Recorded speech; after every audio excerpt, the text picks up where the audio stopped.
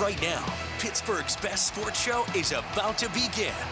Call us or tweet us. We've got things to talk about on the Ireland Contracting Nightly Sports Call.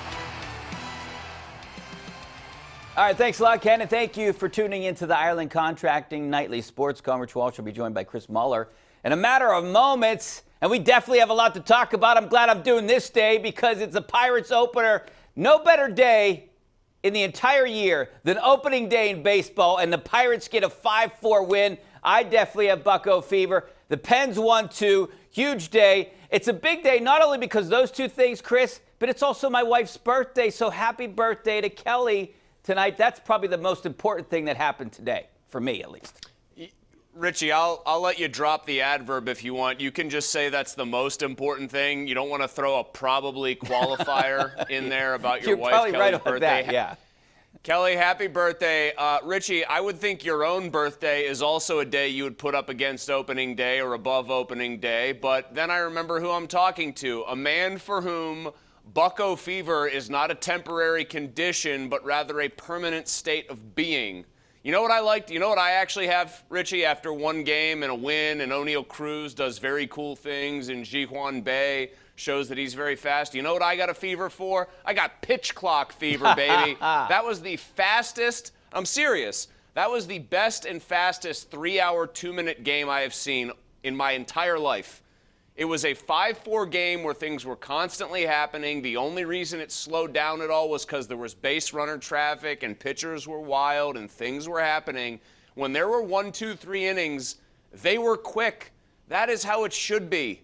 Like, that is what this pitch clock was designed to do. I was very encouraged. I'm not even kidding with you about this. No. I was very encouraged about what it's going to mean for the game watching experience, both in the stadium and on television, for people who are out there with what I saw today. That was how encouraging the whole process and the way it played out was. I'm 100% with you. I know Rich Hill hates it. He's one of the players I talked to in Bradenton that doesn't like it at all.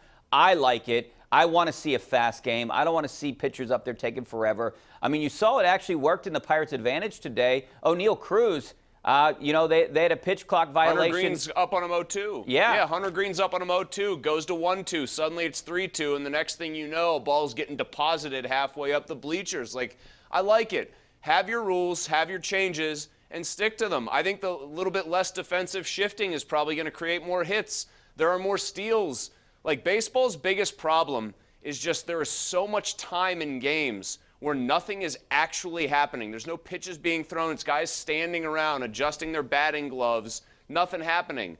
People want to see action in sports, and this is going to create more action and faster games. I think the days of this leads me to another subject, but I think the days of, like, boring, defense, how you want to just play defense and scoreless games, people don't want it. They want to sit in the stands and see a powerful Pitt offense, an exciting Pitt offense, an exciting Steelers offense. They want to see runs scored, and I think that this is what happens when you eliminate some of these things. You don't want to see a boring, at least I don't.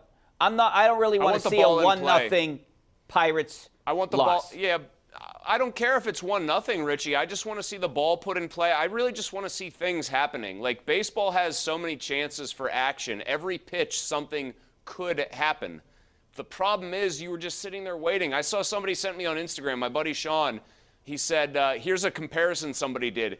It was in the span of time with the pitch clock, it took the Dodgers and the Padres to go through an entire half inning of baseball. One pitch was thrown in an actual baseball game. One pitch a couple of years ago at a Cubs game. So think about that. They went through an entire half inning in the time it took in a different game with no clock. One pitch. One. Yeah. Think about opening day last year and a few games last year. They were 4 hours. Like 4-hour games. I mean, that gets kind of ridiculous. I love the pitch clock. I'm all for it. I want to see more stolen bases. I like some of these rule changes. I'm all for it. I want to see an exciting game.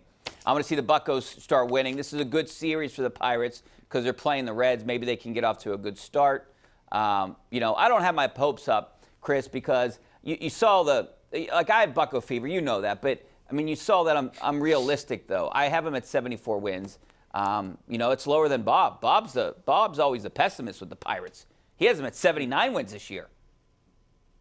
I don't really see either of those. I have doggedly stayed away from making a prediction because I just really do not believe wins and losses necessarily matter to this year's team. It's about individual player development. But I guess what I would caution people is Mitch Keller's the only guy in that rotation, I think, who threw more than 125 innings or something last year.